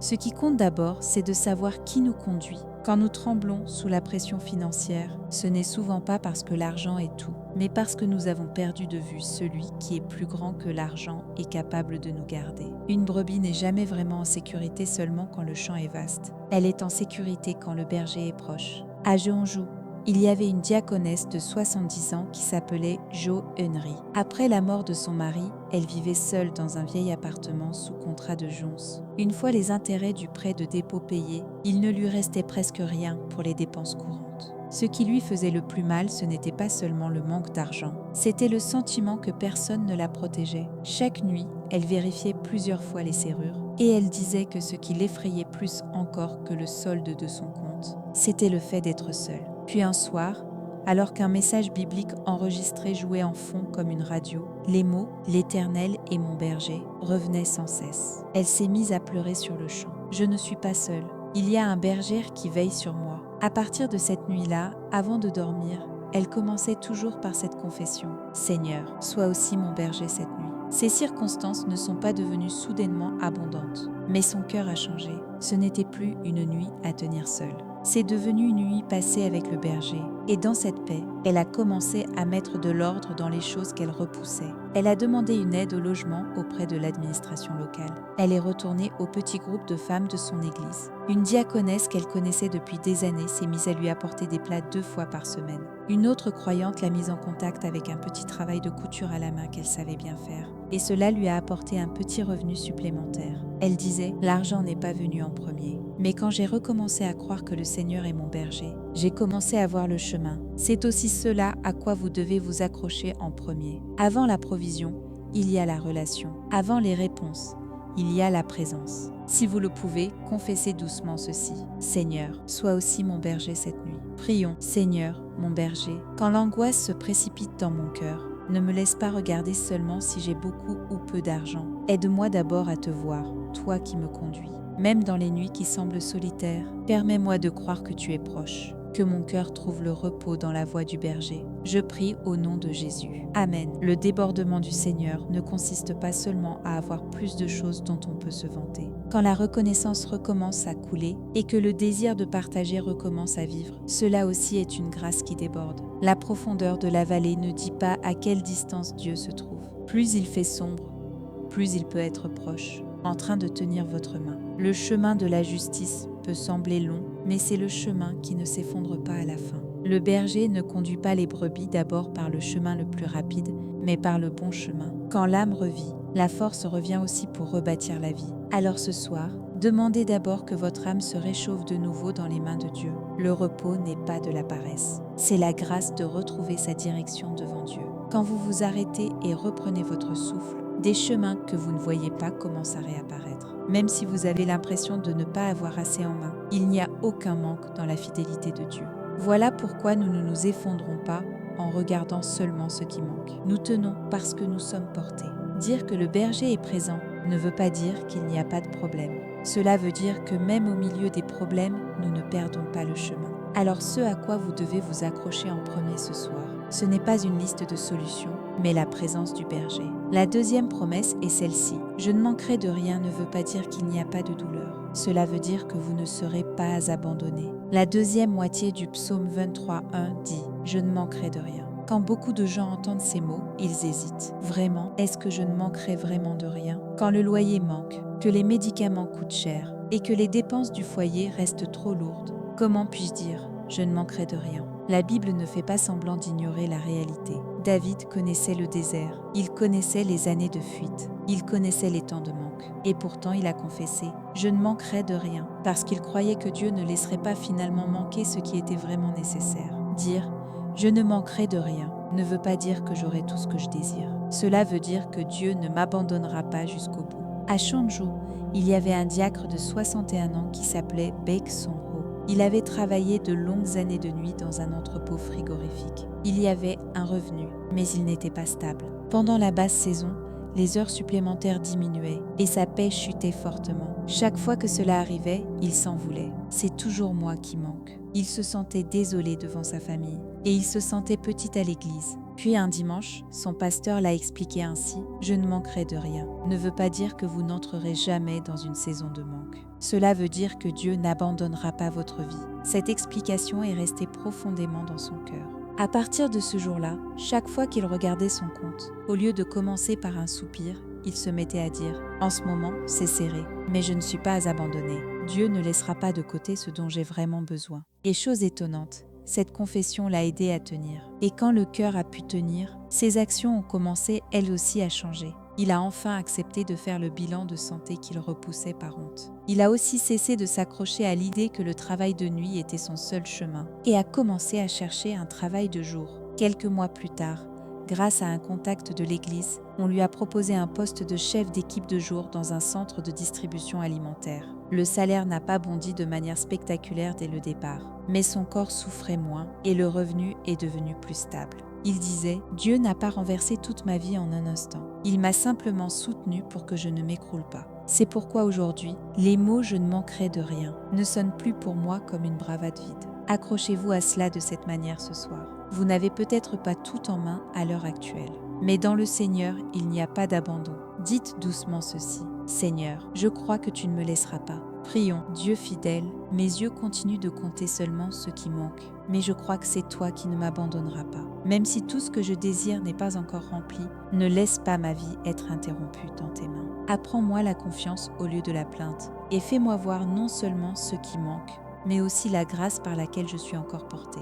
Je prie au nom de Jésus. Amen. La troisième promesse est celle-ci. Le berger nous donne d'abord le repos. Le psaume 23:2 dit: Il me fait reposer dans de verts pâturages. Il me dirige près des eaux paisibles. Dieu ne commence pas par nous pousser à courir. Il commence par nous faire nous allonger. Il commence par nous laisser nous reposer. Pourquoi? Parce que des brebis épuisées ne voient pas clairement le chemin. Un cœur desséché rend les petits problèmes plus grands et les mauvais choix plus faciles.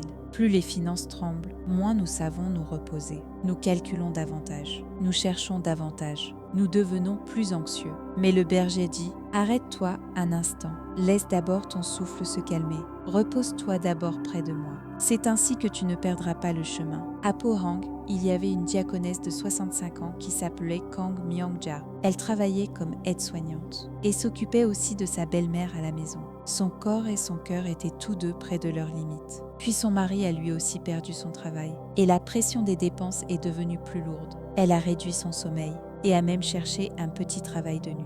Dans son désespoir, elle a commencé à envisager un prêt à taux très élevé. Alors sa fille a regardé son visage et lui a dit: Maman, on dirait que tu vas t'effondrer avant même que le problème d'argent ne t'effondre. En entendant cela, elle a éclaté en sanglots. À l'aube, elle a ouvert le psaume 23. Il me fait reposer dans de verts pâturages. Il me dirige près des eaux paisibles. Et c'est là qu'elle a compris. Dieu ne me pousse pas sans miséricorde. Il veut d'abord me faire reposer. À partir de ce jour-là, au lieu d'augmenter immédiatement sa charge de travail, elle a décidé de prendre ne serait-ce qu'une semaine pour retrouver un peu de souffle. Elle a informé l'Église de sa situation et plusieurs croyants se sont relayés temporairement pour l'aider à s'occuper de sa belle-mère. Pendant quelques jours, elle a dormi profondément et a calmement repris les relevés bancaires et les factures qu'elle repoussait depuis longtemps. Ce n'est qu'alors qu'elle a commencé à voir que la réponse n'était pas un prêt à taux élevés, mais une aide d'urgence à la prise en charge liée au centre social et une possible demande de crédit d'impôt sur le revenu du travail.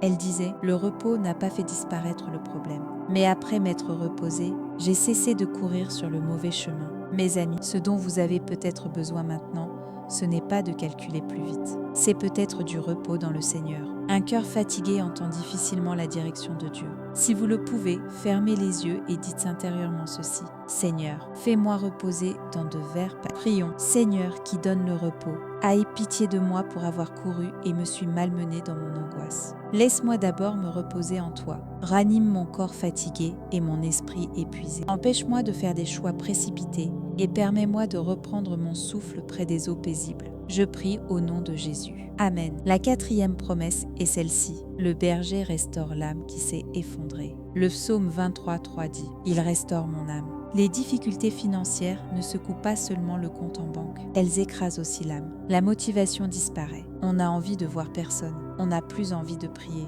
Même ouvrir les yeux le matin devient lourd. Et à ce moment-là, Dieu ne parle pas seulement d'argent. Il dit qu'il restaure l'âme. Pourquoi cela est-il si important? Parce que lorsque l'âme est restaurée, nous pouvons retravailler, reprier, re-aimer et retrouver le chemin. À Wonju, il y avait un croyant de 56 ans qui s'appelait So Dong-jin. Il est tombé en travaillant sur un chantier. Après une longue convalescence, il a échappé au pire, mais il lui est devenu difficile de travailler comme auparavant. Quand son revenu s'est arrêté, il est devenu de plus en plus silencieux. Il évitait les repas avec sa famille. Il avait presque cessé d'aller à l'église. Et plus que tout, la pensée qu'il habitait était celle-ci: c'en est fini de moi. Puis un responsable de quartier de l'église est venu lui rendre visite et lui a lu brièvement le psaume 23. Il restaure mon âme. Ce responsable n'a pas prêché un long sermon. Il a simplement dit: Mon frère, Dieu restaure d'abord l'âme.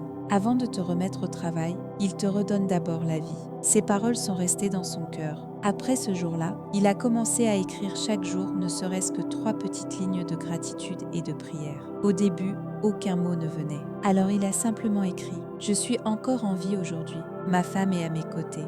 Dieu ne m'a pas complètement abandonné. Petit à petit, son âme a recommencé à vivre. Il a poursuivi sa rééducation. Il a aussi commencé à lâcher son ancienne conviction selon laquelle seul le travail physique sur un chantier avait de la valeur. Quelques mois plus tard, par l'intermédiaire d'une connaissance, il a obtenu un rôle d'appui pour aider à ranger les outils et à passer des commandes de matériel. Il ne pouvait plus se servir de son corps comme avant, mais la joie de pouvoir travailler est revenue. En larmes, il a confessé « Avant l'argent, le Seigneur a restauré mon cœur. C'est pour cela que j'ai pu remarcher. » Amis bien-aimés, ce dont vous avez peut-être besoin maintenant, ce n'est pas immédiatement d'une grande solution. C'est peut-être d'une restauration. Quand l'âme revient d'abord à la vie elle-même commence aussi à se relever. Joignez doucement vos mains et confessez « Seigneur, restaure encore mon âme. » Prions, Dieu qui restaure, ne te détourne pas de mon cœur brisé, sur mon âme épuisée, mon orgueil blessé et mon lieu de prière desséché. Souffle de nouveau ta vie. Donne-moi la force de vivre, donne-moi l'espérance et donne-moi le courage de marcher de nouveau. Je prie au nom de Jésus. Amen. La 5e promesse est celle-ci. Le berger nous conduit dans les sentiers de la justice. La deuxième moitié du psaume 23:3 dit « Il me conduit dans les sentiers de la justice à cause de son nom. » Plus les gens deviennent désespérés, plus il est facile de chercher des raccourcis. Un moyen de gagner vite, un moyen de cacher certaines choses, un moyen de tromper un peu, un moyen d'étouffer sa conscience. Mais le berger ne conduit pas ses brebis sur de tels chemins. Il nous conduit dans des sentiers de justice. Pourquoi ? Parce que Dieu ne veut pas seulement nous garder nourris, il veut aussi nous préserver de la ruine. L'argent gagné par un chemin tordu peut nous donner un peu d'air pendant un instant. Mais à la fin, il détruit l'âme et les relations. À Gimra, il y avait une diaconesse de 62 ans qui s'appelait Nahasouk. Elle tenait une petite boutique de plats préparés. À mesure que l'économie se détériorait, les clients se faisaient beaucoup plus rares. Le loyer arrivait à échéance. Le prix des ingrédients augmentait. Les ventes ne montaient pas du tout. C'est alors que les gens autour d'elle ont commencé à lui donner des conseils. Soyez vague sur l'origine des produits. Utilisez des ingrédients moins chers et présentez-les comme meilleurs. Quelqu'un d'autre lui a dit de tenir un autre carnet pour l'argent liquide si elle voulait un peu d'air. Son cœur a vacillé. Elle a commencé à se dire que personne ne pouvait survivre en restant honnête. Mais un matin, pendant qu'elle lisait le psaume 23, les mots « Il me conduit dans les sentiers de la justice » l'ont arrêtée net. Elle est restée longtemps devant ce verset et finalement, elle a prié « Mon Dieu, je ne dis pas que je suis prête à mourir de faim, mais je ne veux pas marcher sur un chemin tordu. Conduis-moi dans le sentier de la justice. » À partir de ce jour-là, elle a commencé à écrire plus honnêtement sur un petit panneau devant sa boutique l'origine des ingrédients et l'état de préparation du jour même.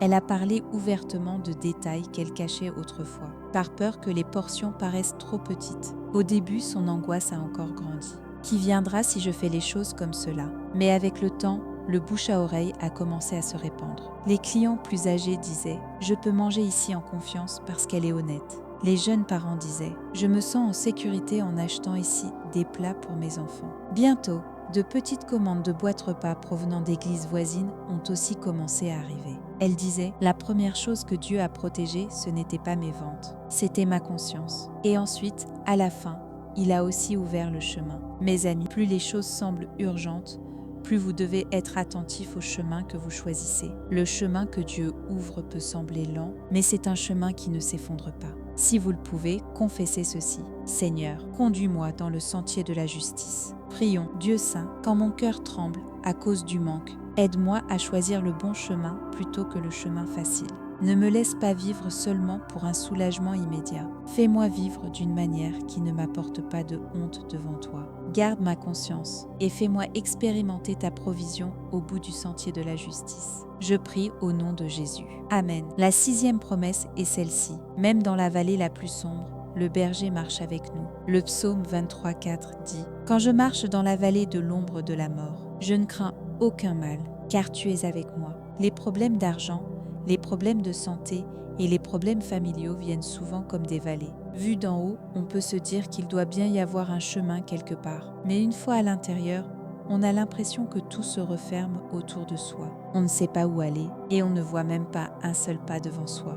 Dans ces moments-là, nous avons l'impression que Dieu est loin. Mais le psaume nous dit autre chose. La première chose n'est pas que la vallée disparaisse. La première chose, c'est que le Seigneur est là avec nous dans la vallée. À Geyang, à Incheon, il y avait un ancien de 60 ans qui s'appelait Bae Song-min. Sa femme a dû commencer la dialyse à cause d'une maladie rénale. À mesure que les visites à l'hôpital augmentaient, il devait quitter sans cesse son travail dans l'aménagement intérieur. Il manquait souvent des chantiers et son revenu a nettement baissé. Il s'inquiétait pour l'état de sa femme.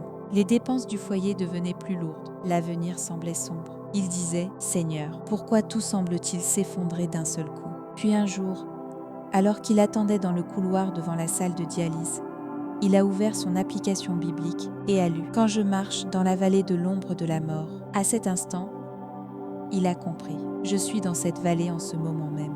Et le Seigneur n'est pas seulement en train de me dire de ne pas y être. Il me dit qu'il y est avec moi. Après cela, pendant chaque attente à l'hôpital, il a commencé à lire le psaume 23, même brièvement. Et au lieu d'essayer de tenir tout seul, il a demandé la prière de l'Église. Des croyants ont commencé à se relayer pour aider aux visites à l'hôpital. Et cela lui a donné du temps pour réorganiser les chantiers qu'il était en train de perdre. Un client, après avoir entendu sa situation, lui a même dit qu'il était prêt à attendre et à ne pas le presser. Surtout, au lieu d'être écrasé par la panique, il a commencé à apprendre ce que signifie être accompagné. Le traitement de sa femme n'est pas devenu facile, mais tous les deux ne traversaient plus une vallée abandonnée. Il a confessé « Le fait que le Seigneur marche avec moi est devenu ma plus grande ressource pour vivre. » C'est de là qu'est venue la force de continuer. Quelle que soit la vallée que vous êtes en train de traverser en ce moment, le Seigneur ne se tient pas à l'extérieur en vous faisant signe de loin. Il est celui qui marche avec vous à l'intérieur même de cette vallée. Recevez doucement ce verset ce soir. Tu es avec moi. Prions, Seigneur qui est avec moi. Ne te détourne pas de moi dans cette vallée obscure. Quand je ne peux pas voir la route devant moi, permets-moi de sentir plus profondément ta présence à mes côtés. Fais-moi croire que ta houlette et ton bâton, plus fort que tout mal, me gardent et même au milieu de la vallée, permets-moi de marcher avec toi au lieu de m'effondrer sous la peur. Je prie au nom de Jésus. Amen. La 7e promesse est celle-ci. À la fin, le berger ne laisse pas notre coupe vide. Le psaume 23, 5 et 6 dit « Tu dresses devant moi une table en face de mes adversaires. Tu oins d'huile ma tête. Ma coupe déborde. Oui, le bonheur et la grâce m'accompagneront tous les jours de ma vie. » Cela ne promet pas que votre compte en banque débordera toujours, mais cela nous dit quelque chose de très clair. Dieu n'est pas celui qui passe à côté des siens en laissant leur coupe vide pour toujours. Parfois, elle peut sembler vide pendant très longtemps, mais à la fin, la bonté et la grâce du Seigneur nous suivent. Et cette grâce ne s'arrête pas à la simple survie, elle devient un témoignage de reconnaissance. À Gunsan, il y avait une diaconesse de 76 ans qui s'appelait Imboksun. Elle avait fait de la couture pendant de longues années, mais en vieillissant, les commandes se faisaient plus rares. En plus de cela, elle s'occupait souvent de ses 2 petits-enfants, ce qui rendait difficile le fait d'avoir des horaires réguliers. Elle vivait toujours tout juste. Certains jours, après avoir payé la facture d'électricité, elle restait longtemps au supermarché, le panier à la main, sans savoir ce qu'elle pouvait acheter. Mais ce qui lui faisait le plus mal, c'était la peur de peut-être finir sa vie ainsi, desséchée jusqu'au bout. Puis pendant la prière, les mots auxquels elle s'est accrochée ont été ceux-ci. « Ma coupe déborde ». Elle disait qu'au début, ces mots ne semblaient pas raconter sa propre histoire. Mais d'une manière ou d'une autre, ils continuaient à remonter dans son cœur. « Tu ne finiras pas avec une coupe vide ». À partir de ce jour-là, elle a commencé à rendre grâce pour de très petites choses. Parce qu'il y avait aujourd'hui des enfants confiés à ses soins. Parce que ses mains pouvaient encore tenir une aiguille. Parce qu'elle pouvait encore prier. Parce que ses jambes pouvaient encore la porter jusqu'à l'église. Puis un jour, une cliente qui lui avait autrefois commandé des vêtements sur mesure l'a recontactée après longtemps. Elle se souvenait du travail soigné de cette diaconesse et a dit qu'elle voulait continuer à lui envoyer régulièrement des retouches. Un autre parent qu'elle avait connu en s'occupant de ses petits-enfants lui a demandé de raccommoder des rideaux et ce travail s'est ensuite répandu par le bouche à oreille. Elle n'a pas gagné une grande somme du jour au lendemain, mais la coupe ne s'est pas asséchée. Au contraire, elle a commencé peu à peu à déborder. Et la première chose qu'elle a faite avec ce débordement, c'est de le partager avec quelqu'un d'autre. Quand elle a appris qu'un jeune de l'église avait du mal à payer des frais de cours, elle lui a discrètement envoyé un petit don anonyme. Elle disait « Le Seigneur n'a pas attendu que ma coupe soit complètement pleine pour la faire déborder. Même pendant qu'il la remplissait encore, il a empêché mon cœur de perdre le désir de partager. » Voilà ce qu'était le vrai débordement. Amis bien-aimés, la provision du Seigneur n'est pas seulement une question de chiffres. Quand le cœur ne se dessèche pas, quand la reconnaissance recommence à vivre, quand la générosité recommence à couler, cela aussi c'est le débordement du Seigneur. Et ce débordement repose sur la promesse que sa bonté et sa grâce nous suivront jusqu'à la fin. Si vous le pouvez, confessez ceci aujourd'hui. Seigneur, remplis ma coupe de ta bonté. Prions. Bon berger, ne passe pas à côté de ma vie, même si elle semble vide depuis longtemps. Remplis-moi en ton temps et verse encore de l'huile sur mon cœur desséché. Fais plus que m'aider à survivre. Fais-moi connaître la grâce de rendre grâce et de partager. Je crois que ta bonté et ta grâce me suivront demain et après-demain encore. Je prie au nom de Jésus. Amen. Amis bien-aimés, le psaume 23 n'est pas seulement un beau poème, c'est un évangile concret auquel une vie fatiguée peut s'accrocher. Aujourd'hui, nous avons tenu ensemble 7 promesses. Le berger est là d'abord. Nous ne sommes pas abandonnés. Le Seigneur nous donne le repos. Le Seigneur restaure notre âme. Le Seigneur nous conduit dans les sentiers de la justice. Le Seigneur est avec nous dans la vallée. Et le Seigneur ne laisse pas notre coupe vide pour toujours. Rassemblons maintenant ces promesses dans nos cœurs et prions ensemble. Ô Seigneur, mon berger, je t'élève mon cœur alourdi par les soucis d'argent. Au lieu de fixer une réalité qui semble manquer de tout, aide-moi à voir plus clairement le berger qui me conduit. Apaise mon cœur inquiet et conduis-moi près des eaux paisibles. Ranime mon âme brisée et ne me laisse pas pencher vers des chemins tordus. Même dans la vallée obscure, ne me laisse pas oublier que tu es avec moi. Dans la coupe de mon cœur vide, verse ta bonté et ta grâce. Pendant mon sommeil cette nuit, garde ma maison, garde mes pensées, et garde ma famille. Et quand j'ouvrirai les yeux demain matin, même si je me tiens encore devant les mêmes problèmes, permets-moi de me lever avec une foi différente. Je prie au nom de Jésus-Christ, mon berger. Amen. Une chose magnifique dans le psaume 23, c'est que les brebis ne se vantent jamais de leur propre force. Une brebis ne trace pas elle-même sa route, elle suit le berger. Et nous aussi, quand l'économie tremble, quand l'avenir est incertain et quand nous ne savons pas quel choix est le bon, la foi n'est pas de faire semblant d'être fort. La foi, c'est suivre le berger. Même si vous ne comprenez pas toute la journée, vous pouvez quand même faire un pas derrière lui. Même si tous les problèmes ne sont pas résolus, vous pouvez quand même vous coucher ce soir avec le Seigneur. Et cela devient le commencement d'une restauration plus profonde que vous ne l'imaginez. Si votre cœur est maintenant trop troublé pour une longue prière, vous pouvez vous accrocher à cette courte confession. Seigneur, je suis une brebis, et toi, tu es mon berger. Seigneur, donne-moi le repos et conduis-moi sur le bon chemin. Seigneur, ne laisse pas ma coupe vide cette nuit. Cette courte prière peut garder votre nuit. Après avoir écouté cette parole ce soir, essayez de vous rappeler l'ordre du psaume 23. Il y a un berger, vous n'êtes pas abandonné, il vous conduit au repos. Il restaure votre âme, il vous guide dans les sentiers de la justice, il marche avec vous dans la vallée, et à la fin, il remplit votre coupe. Quand vous vous souvenez de cet ordre, même si la vie ne change pas immédiatement, la direction de votre cœur, elle, changera. Et une personne dont la direction a changé ne tombe pas, même en marchant sur la même route. C'est pourquoi ce soir, nous choisissons de nous souvenir du berger avant nos circonstances. Et souvenez-vous aussi de ceci, une brebis n'a pas besoin de voir toute la route de demain. Elle a seulement besoin de suivre les pas du berger, nous aussi. La paix ne vient pas seulement quand tous les calculs sont terminés. La paix vient parce que le Seigneur marche devant nous. La foi n'est pas le pouvoir de tenir toutes les réponses dans sa main. La foi est l'attitude qui consiste à ne pas perdre le Seigneur de vue pendant qu'on le suit. Ce soir, vous pouvez vous endormir en écoutant lentement le psaume 23. Lisez-le une ligne à la fois. Si votre cœur se repose sur un verset, vous pouvez répéter seulement cette ligne. Si aujourd'hui une phrase est restée plus fortement que les autres dans votre cœur, vous pouvez laisser simplement cette seule ligne dans les commentaires. Cette unique confession peut devenir la voix du berger pour quelqu'un d'autre qui traverse une nuit semblable. Et si vous connaissez un membre de votre famille ou un ami qui semble avoir besoin de cette parole, vous pouvez aussi la lui partager avec douceur. En méditant le psaume 23 ce soir, essayez de lire chaque verset, puis de le transformer en prière pour votre propre situation. Par exemple, lisez « L'Éternel est mon berger » et priez « Seigneur, ne me laisse pas être seul ». Lisez « Il restaure mon âme » et priez « Seigneur, rends la vie à mon cœur brisé ». Lisez « Tu es avec moi » et priez « Seigneur, sois avec moi dans ces frais d'hôpital, dans cette dette et dans cette peur ». Quand la parole devient prière, une nuit vague devient une nuit de présence concrète. Et lorsque vous offrez ainsi chaque verset au Seigneur, le psaume 23 ne vous semblera plus être un poème lointain. Il deviendra votre prière pour cette nuit. Et avant de vous endormir, accrochez-vous une dernière fois à ces mots. Ma coupe déborde. Même si elle n'est pas encore entièrement remplie, fermez les yeux dans la foi, en croyant que le Seigneur est encore en train de la remplir. Je prie pour que cette nuit, dans votre chambre, les pas du Seigneur, votre berger, demeurent doucement, même pendant votre sommeil. Que sa houlette et son bâton vous rassurent. Et demain matin, puissiez-vous accueillir un jour nouveau, en pensant d'abord non pas à ce qui manque, mais au berger. Que la bonté et la grâce du Seigneur vous entourent doucement cette nuit.